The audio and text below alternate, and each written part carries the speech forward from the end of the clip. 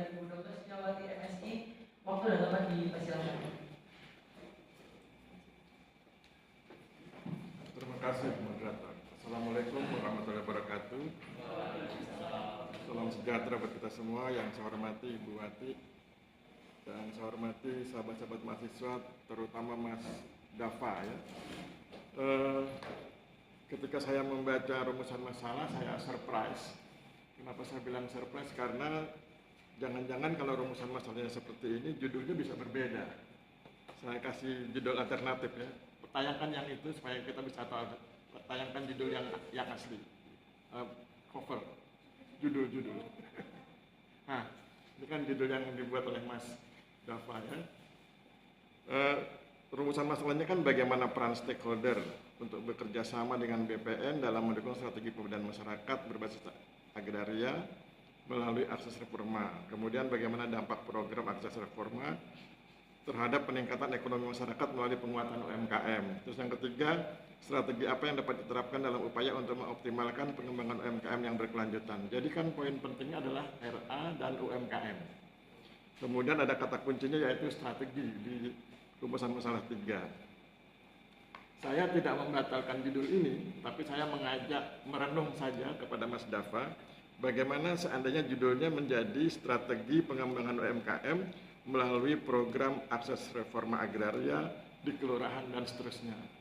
Jadi strategi pengembangan UMKM melalui program akses reforma agraria supaya nyambung dengan rumusan masalahnya. Tapi kalau misalnya nggak berkenan, silakan pakai yang ini juga ya. Itu hanya untuk pemikiran alternatif. Berikutnya, ketika baca tentang rumusan masalah pertama, bagaimana peran stakeholder, kemudian saya bandingkan di halaman 10. Di halaman 10 kan Mas Dafa menggunakan teori keadilan. Nah, kalau Mas Dafa bertanyanya tentang peran stakeholder, maka technical teorinya bukan cuma teori keadilan, tapi ada namanya teori peran. Nanti kita bahas di belakang. Jadi itu poinnya. Kemudian mari kita lanjutkan ke hal yang lain. Hal berikutnya adalah di tinjauan pustaka. Halaman 6. Itu kan tinjauan pustaka kemudian keaslian penelitian.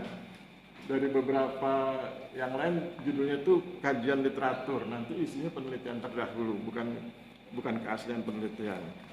Dan kritik berikutnya adalah kira-kira saya baca satu alinea, kemudian saya disuguhi tabel.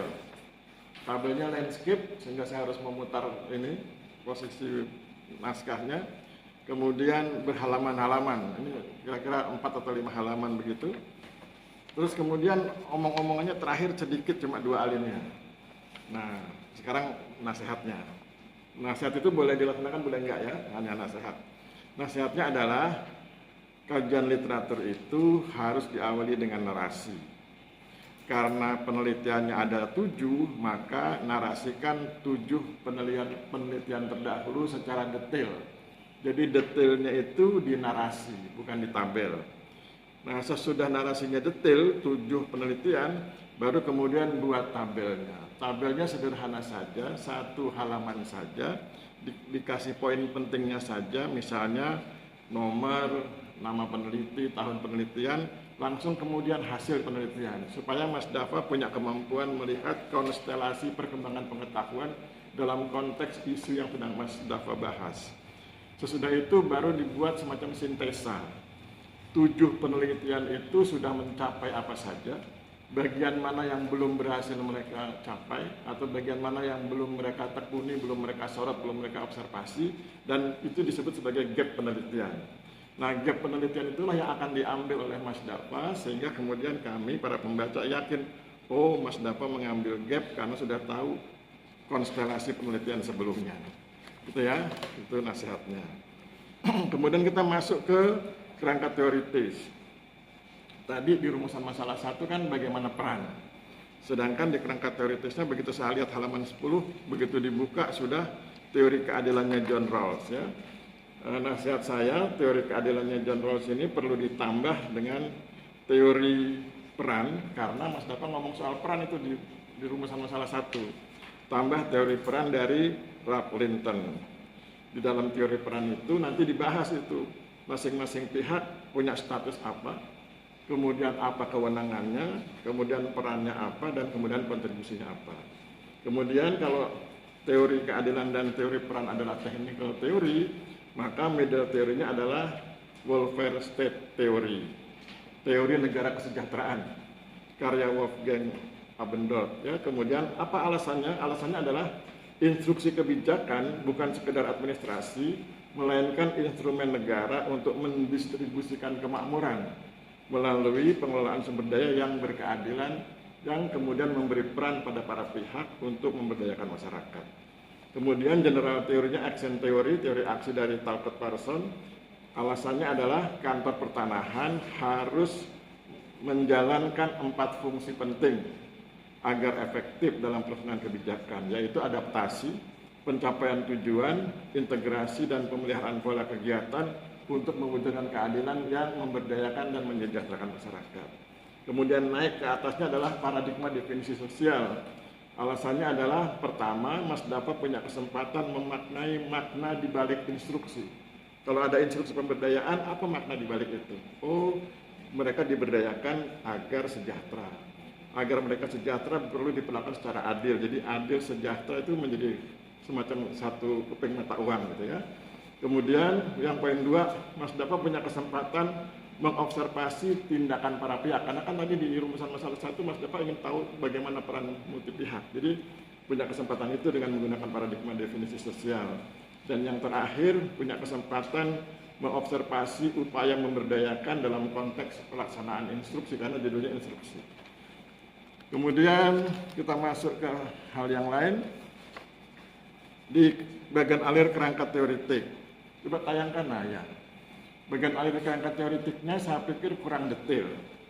Padahal kan kalau bagian alir itu harus detail supaya nanti ketika di lapangan tahu apa yang harus diambil. Misalnya kalau ingin dibuat lebih detail, kalau kita menggunakan judul yang asli ya, judul yang versi Mas Dapa.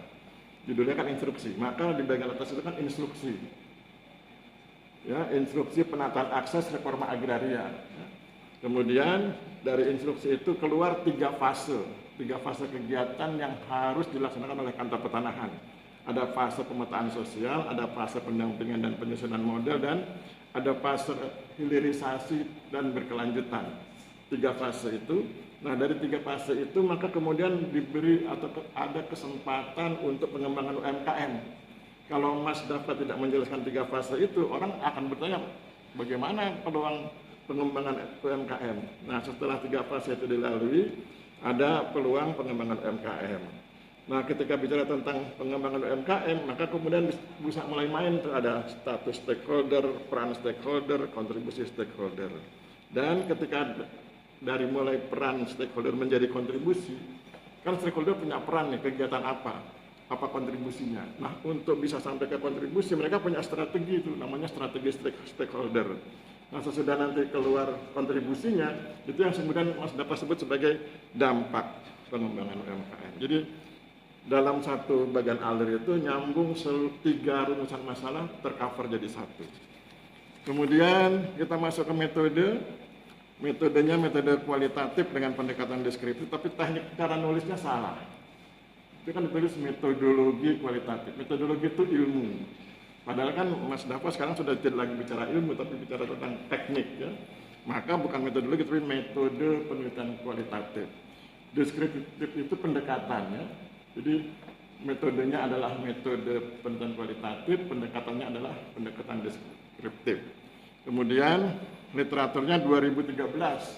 Saya pikir sudah terlalu lama ya, nanti cari yang terbaru. Kemudian yang berikutnya adalah di bagian yang format yang sama ditulis di sini ada studi kasus. Ya, menurut Ridwan 2021 studi kasus. Kan tidak gunakan studi kasus. Deskriptif aja supaya tidak rancu dengan berbagai metode pendekatan lain. Kemudian sesudah menjelaskan tentang format, masuk ke lokasi penelitian, Mas Dapa masuk ke subjek dan objek penelitian. Tetapi ternyata isinya bukan subjek dan objek, tapi data primer, data sekunder. Coba buka punyanya, sama ya? Sama dengan yang saya ya. Jadi judul dengan isinya nggak sama. Judulnya subjek dan objek, tapi isinya data primer, data sekunder. Kalau bicara tentang subjek, nanti ditulisnya penetapan subjek dan informan. Subjek dan informan itu berbeda. Subjek itu sifatnya kategorikal. Misalnya pegawai dinas ini, perangkat ini. Nah nanti yang sifatnya individual sudah di informan. Jadi misalnya ada 10 informan, individual ditulis. Ya, jadi yang ada di sini, yang kepala seksi, kepala kelurahan, dinas koperasi, dinas itu campur antara informan dengan subjek. Jadi saya ulangi kalimatnya, subjek itu kategori, informan itu sudah individunya. Ya, nah kemudian kritik berikutnya adalah karena ini bicara tentang pemberdayaan masyarakat, masyarakatnya harus masuk sebagai informan. Ada tokoh masyarakat, ada masyarakat. Soal jumlah silakan disesuaikan dengan kemampuan. Kemudian di halaman berikut, halaman 26, teknik analisisnya menggunakan MES dan Huberman tahun 2014. Ciri khasnya adalah pertama, ini teknik analisis yang lama 2014. Ciri khas kedua, tidak detail. Jadi nasihatnya cari yang detail dan edisi terbaru. Saya pikir demikian. Terima kasih. Saya langsung ke Bu Ati ya. Tunggu. Assalamualaikum warahmatullahi wabarakatuh. Waalaikumsalam warahmatullahi wabarakatuh. Salam sejahtera bagi kita semua. Selamat siang. Terima kasih tadi juga dari temanmu yang masukan ya. Saya juga tadi begitu judulnya, jadi malah salah, kurang S ya, diskusi. Ya. Tapi setelah saya baca lagi semalam, ini instruksi kebijakan, tapi rumusannya peran stakeholder. Rasanya judulnya kurang pas dengan isinya ya. Jadi kalau menurut saya sesuai seperti yang Pak Aris bilang, malah kalau menurut saya, karena kita sesuaikan dengan isinya. Nanti kan Raihan kan akan membuat mengenai bagaimana program UMKM ini, ya kan, yang dari beberapa stakeholder kan. Berarti saya rasa memang harusnya seperti itu. Kemudian ya, saya juga perlu perhatikan juga di dalam diagram aliran pemikiran itu juga, kalau tadinya kamu itu Raihan tulis instruksi, tapi kan itu harusnya di atas, tapi malah reforma ya di atasnya ya. Jadi nanti diperbaiki lagi dan sesuai dengan yang Pak Aris katakan tadi ya. Kemudian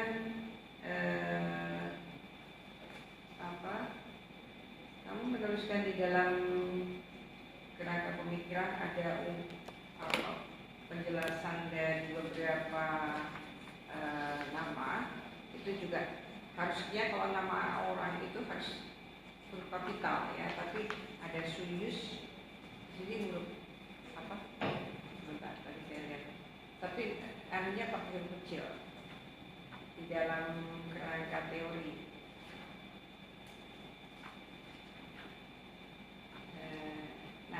Halaman 12, berdasarkan dari Abu Suyuf konsep yang kan harusnya berbesar kan? Yeah. Terus yang pada dasarnya teori Keynesian, gitu kan? Itu juga nama orang kan? Harusnya juga berbesar. Jadi coba perhatikan huruf kapital yang seharusnya ada ya. Kalau nama orang, nama desa, gitu kan? Harusnya betul-betul dilihat mana yang huruf kapital ya. Mungkin karena notifnya cepat begitu jadi kelewatan ya.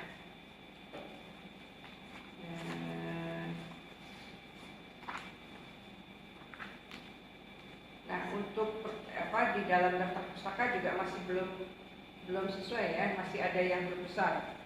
Harusnya semua dirapikan dengan tidak ada yang huruf kapital semua ya.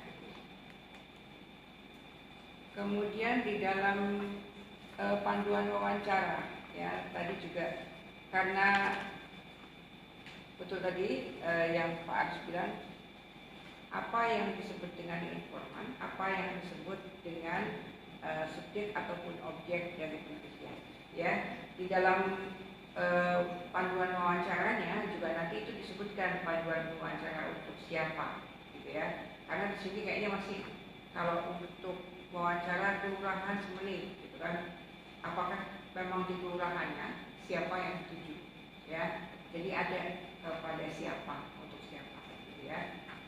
Mungkin itu saja tambahan dari saya. Terima kasih.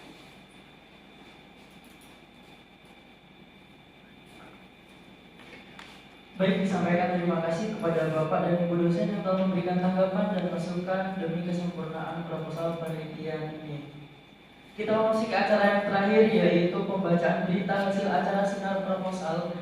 Kepada perwakilan dari Bapak atau Ibu dosen, waktu dan tempat dipersilakan.